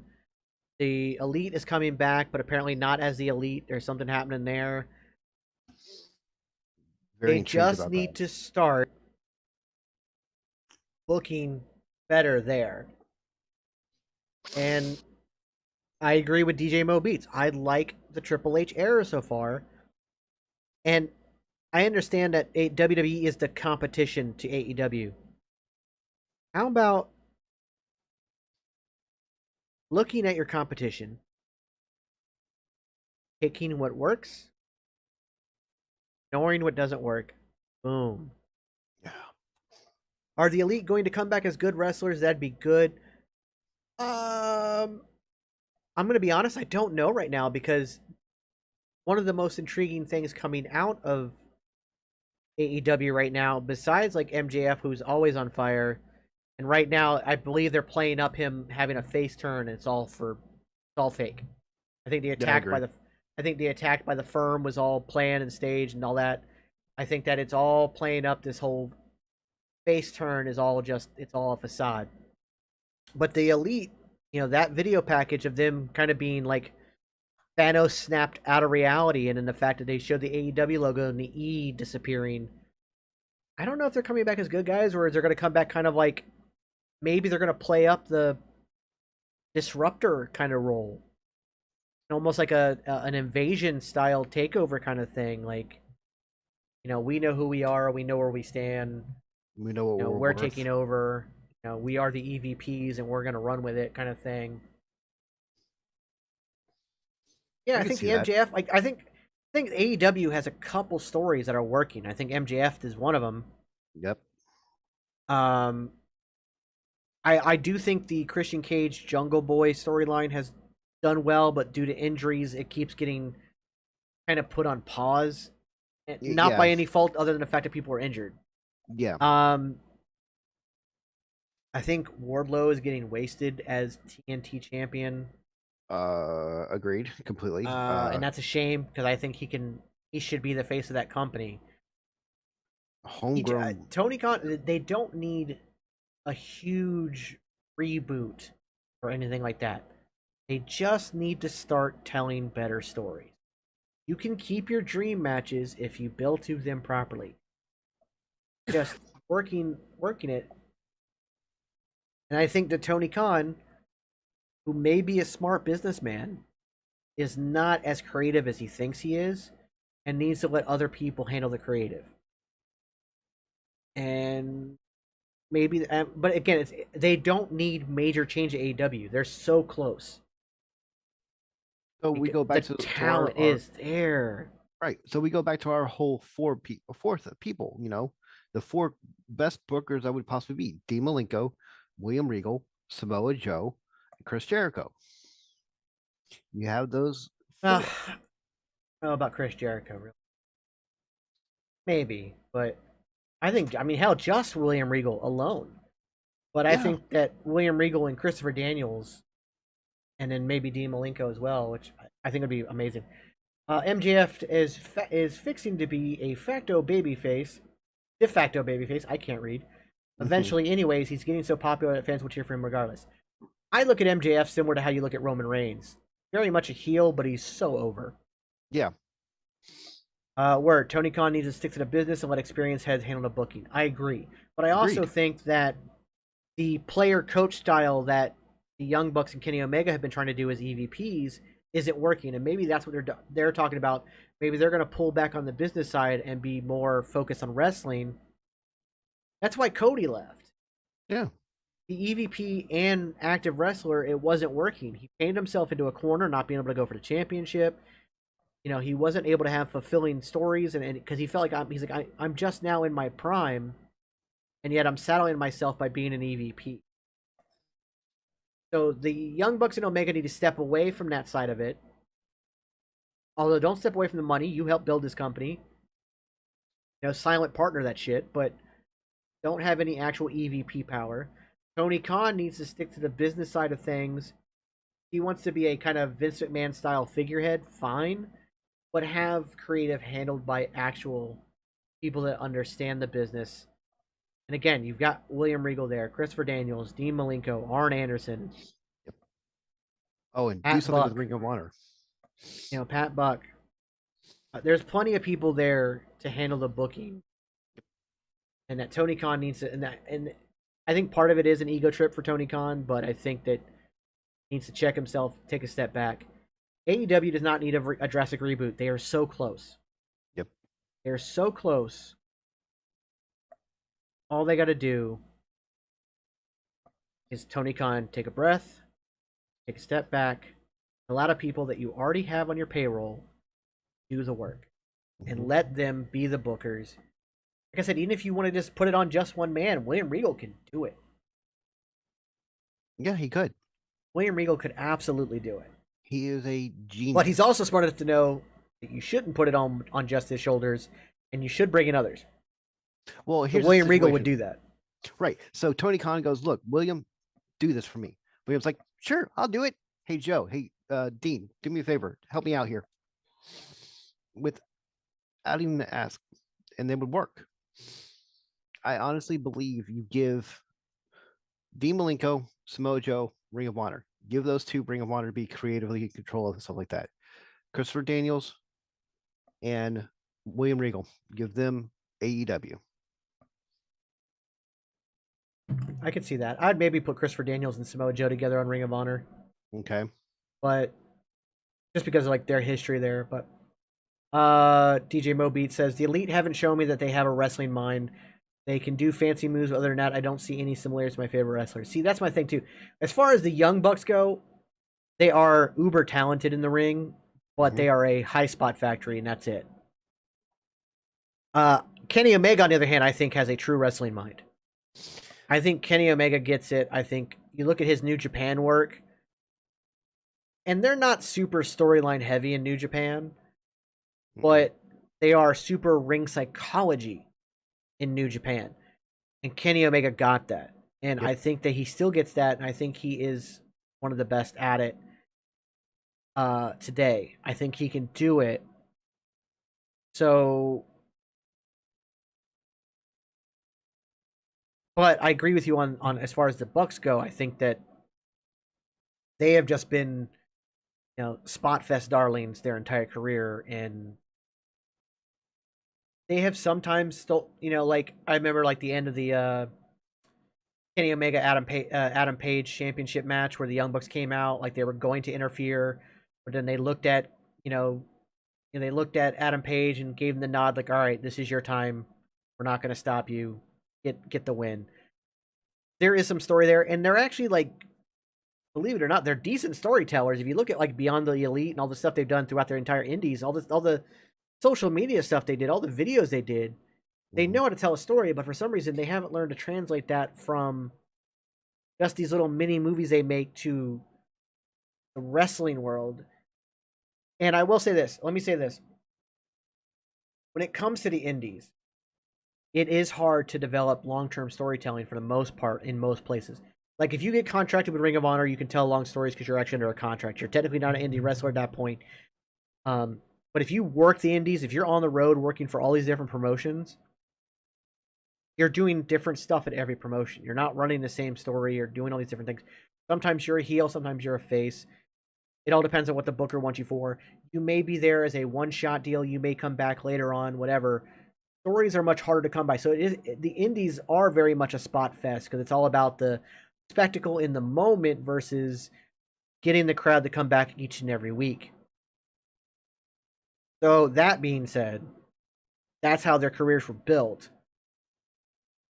But they've got to understand now they are on the grand stage. They are on a rival promotion to WWE. They are on a humongous television weekly episodic series. And it's not about spot fest. It's about telling a story. keeping the people intrigued and coming back. So, but you know what? Maybe them stepping back from EVP roles and focusing just on wrestling. And then again, if somebody was there doing these, proper storytelling booking, maybe they could get it. But I'm with DJ on this one. That yeah, the Bucks, they're spectacular athletes, and they can put on a hell of a match. But it's just spot fest after spot fest after spot fest. There's no ring psychology, and there's no. What do you make of people like Miro who can't get booked on TV? Is Tony dropping a ball on some talent? Absolutely. Absolutely. I will completely 100% back the fact that Miro is being completely 100% wasted. But part of there's two main reasons as to why. One, Tony Khan has scooped up every free agent he can. You already had a full roster when you started AEW for the most part, and then all those releases happened from WWE, and you couldn't just not sign these people. You obviously have to sign them, but you now have an overinflated roster. You're still signing people, so it's getting even more and more overinflated. And then you've only got 3 hours of TV on actual television. Yep. And yet they're no different. Rampage should be its own thing. Not just, oh, here's the 3rd hour of Dynamite 2 days later. It should be its own thing. Yeah. And the people not getting highlighted on Dynamite should be highlighted on Rampage. But he's not doing that, so now people like Miro get pushed aside. He just came back out of nowhere, teamed with Darby Allin and Sting, and is now gone again. Yep. So what a waste. Lord knows when. And we don't know when the next time we'll see him again. His wife, CJ Perry, has had an interview and complained about how much he's being wasted. Look at what Andrade wants out of there. Flipped out. He wants out. The whole Malachi Black situation, which is still kind of up in the air, but he needed a break because he wasn't getting what he was promised. Right. There's so many people not getting utilized. It's a shame.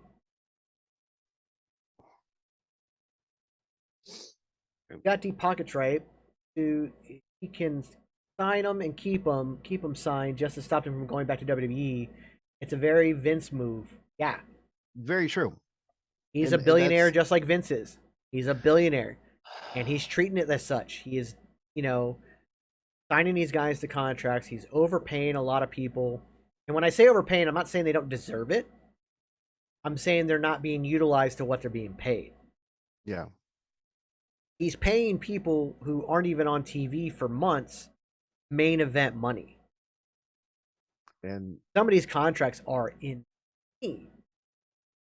Really kind of feels like they didn't learn their lesson from the downfall of WCW. Yes. And when people are trying to talk to Tony about that, he becomes uber defensive. They in turn get defensive, and then it becomes like a big argument, and it's ridiculous. Yeah. I think, honestly, Tony needs to take a step back. As much as I hate to say this, with as injured as Kenny Omega is, he should take that more EVP role and let his body heal up until it's completely comfortable to wrestle again. Well, from what I understand, like all that time he took off was just to recover, and he actually does feel good. Like when he came back, he had the compression shirt on and this and that, but that was all story. Right. He's apparently, he's not going to be, as he said, he'll never be 100%, but he's as close as he'll ever be. So I think he's good to go.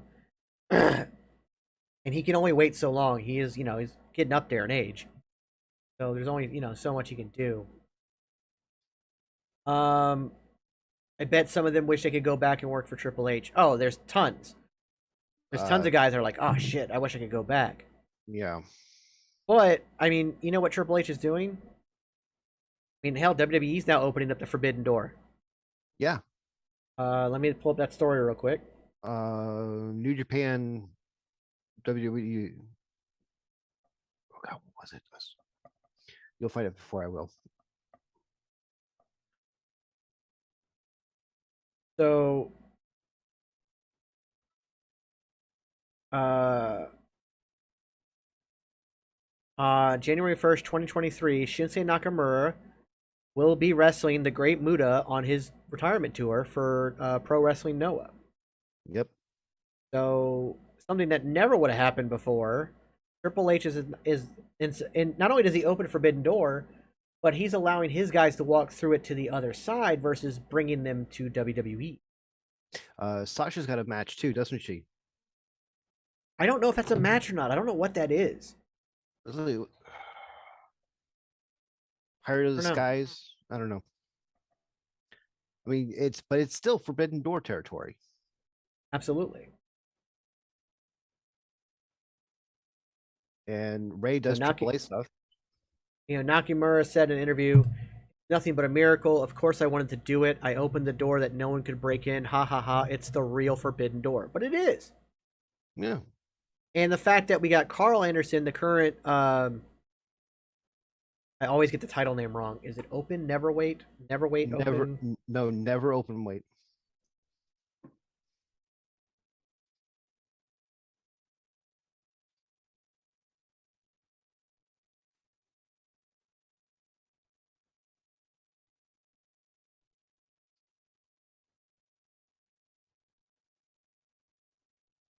Yeah, the never open weight title. Okay.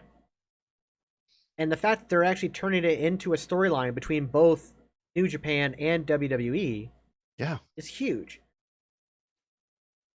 So Tony Khan, again, AEW is not in need of a massive reboot. They're not falling off the rails since they kind of jumped off the rails a bit, but they're back on track. They just need to think of it like Back to the Future 3. Putting the right logs in at the right time to get the fire hot enough to push them to 88 miles an hour. He is jumping to the red log immediately instead of going to the green and yellow logs first. And he's doing it because he thinks he knows what he's doing. And I'm just going to say it, he doesn't. He is a businessman. He is not a wrestling booker.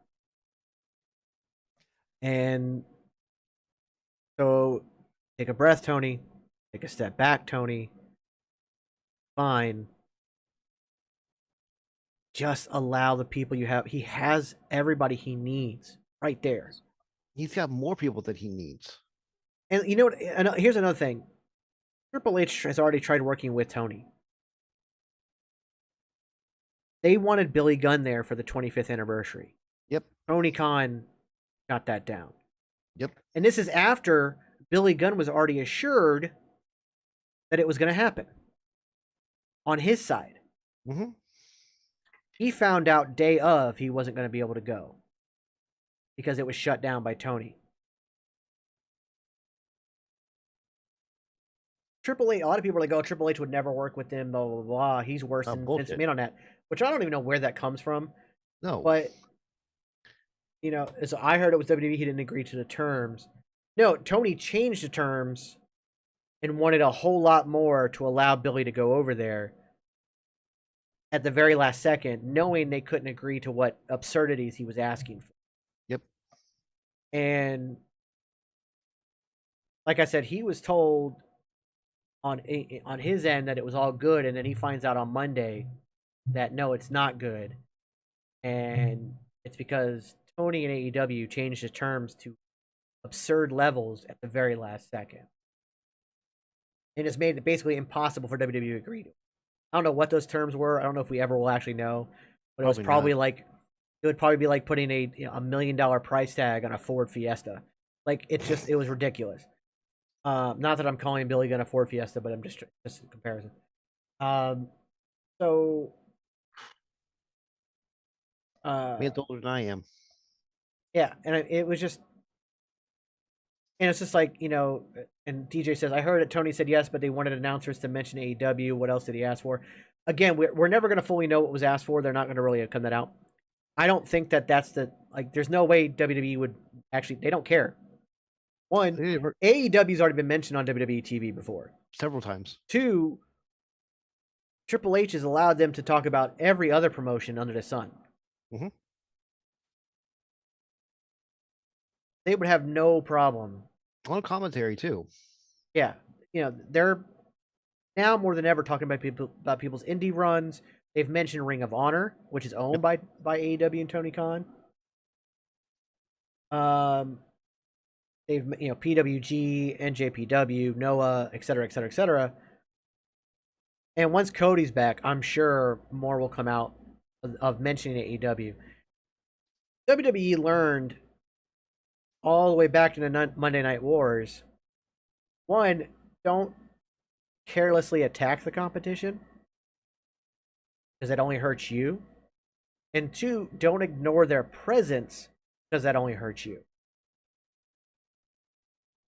Once WWE stopped with like the over the hill skits of like a fake Hulk Hogan and a fake Macho Man on Larry King and shit like that, and then they went from that angle of extreme bashing WCW to completely ignoring them.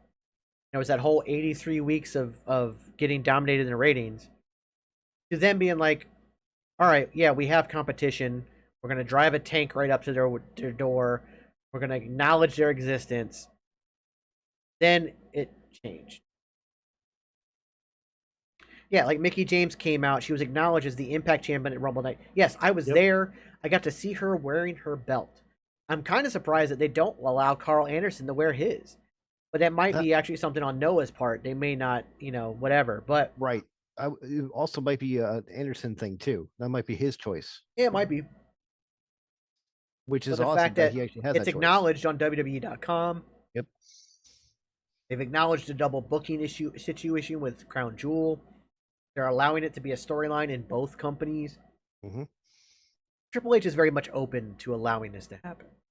It's going to be fine. Tony Khan needs to stop coming out in the press and attacking WWE, claiming that they copied them by running a show on Memorial Day or Labor Day weekend. That was just complete bullshit.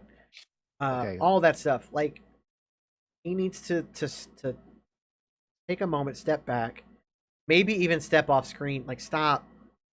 Just step back. Stay off the media scrums at the end of the shows. Stay off camera. No, I actually think he should be there for the media scrums, but actually sack up and stop people from saying stupid shit. Yeah. Be a boss. Think about the media scrum at Clash of the Castle, and Roman Reigns started to say shit like that. Triple H would have stood up and stopped that shit. Yeah. Hell, any wrestler in the WWE would have started saying that stuff. Yeah, Shinsuke is going to be wrestling the Great Muta on his retirement tour for Noah in Japan. Yeah. Because Triple H and having Triple H and Stephanie there. And we're also finding out that Nick Khan maybe was not as much of the Emperor Palpatine that we thought he was. Yeah. And that was more the media overplaying some things. So, all in all, I think the people in charge of WWE are we're working in the right direction there. Tony Khan, AEW is so close. Just take a step back. Ladies and gentlemen, that is going to do it for our show today. Thank you so much for tuning in. If you're watching this on Twitch, please hit that heart button, hit that follow button. If you're feeling ever so generous, please hit that subscribe button. It's just $5 a month. Or if you have Amazon Prime, use your Prime subscription and make Jeffrey Bezos pay for it. If you're watching this on YouTube, please hit that follow button, hit that like button, hit that subscribe button, hit that notification bell so you know every time we go live. Watching this on Facebook, please hit that thumbs up button and share it with your friends. As always, doing this Tuesday night, 7 p.m. Join us in the chat, talking all things wrestling, trying to stop all the toxicity in the fandom. Just have it be fun again to be a wrestling fan. Thank you so much, everybody, and we will see you guys next week.